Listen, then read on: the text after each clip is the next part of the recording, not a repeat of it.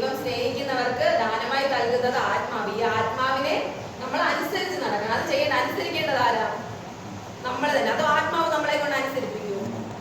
നമുക്ക് ബോധം വരുത്തും. പരിശുദ്ധാത്മാവ് നമുക്ക് ബോധം തരും. തെറ്റേത് ശരിയെന്നുള്ള ബോധം നമുക്ക് തരും. അപ്പോൾ അത് തിരിച്ചറിഞ്ഞ് ചെയ്യേണ്ടുന്നത് നമ്മൾ. അത് ഞാൻ നേരത്തെ പറഞ്ഞിട്ടുള്ളത് പോലെ ഇപ്പം കള്ളം പറയാൻ നാവിലിങ്ങനെ വരുമ്പോ ആത്മാവ് ബോധം തരും. ഇത് കള്ളമാണ്, ഇത് പറയരുത് എന്ന് ബോധം തരും. അപ്പൊ അത് അനുസരിക്കേണ്ടത് ആരാ?